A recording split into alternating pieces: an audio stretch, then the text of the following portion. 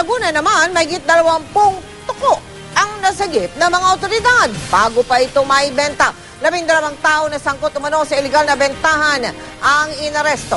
Nakatutok si Susan Enriquez. Sa loob ng crate na ito, tila naghahanap ng kalayaan ng 25 tuko o gecko.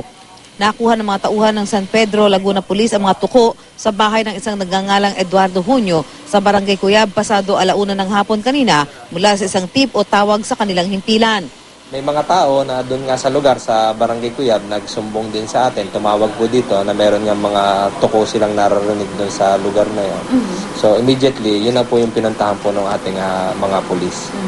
And then, pamagitan po noon, nahuli po natin sila, na-entrap po natin yung 12 suspect. Pero tinatanggi ni Junio na may mga pagmamayari siyang mga tuko. Hindi rin daw niya alam na may bentahan ng mga tuko sa kanyang bahay. Yun, nasa bahay nga ako, may sakit ako eh.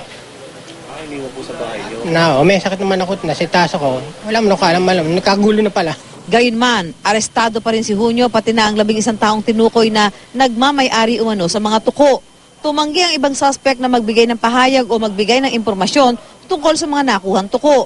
Pero ayon sa mga pulis, sa iba't ibang lugar daw nang galing ang mga ito at nasabat lang na magbebentahan na raw sana sa bahay ni Junio sa San Pedro, Laguna. Paniwala ng mga pulis, wala na mga tuko sa kanilang lugar. Nahaharap sa paglabag sa Animal Welfare Act si Junio at ang 11 pa dahil sa umano'y pagbebenta ng tuko at ang katapat nitong parusa. So, pag nakonvict po sila, meron po silang kaparusahan na pagkakulong ng mula 6 na buwan pero hindi po tataas ng 2 taon. At meron din silang multa na 1,000 hanggang 5,000. O pwede po parehong ipataw sa kanila ng hukom. Bukod sa paglabag sa Animal Welfare Act, ipaghaharap din ang reklamong paglabag sa RA 9147 o Wildlife Resources Conservation and Protection Act ang mga inaresto. Naging laganap ang paghuli at pagbebenta ng tuko dahil binibili raw ang mga ito ng malaking halaga matapos kumalat ang wala pa rin basihang sabi-sabi na nakakagaling daw ang mga tuko ng iba't ibang sakit mula sa AIDS hanggang sa hika. Dati na nagpalabas ng pahayag ang Department of Health na walang pag-aaral o basihan na nagsasabing nakakagamot nga ang mga tuko. Susan Enriquez, Nakatutok, 24 Oras.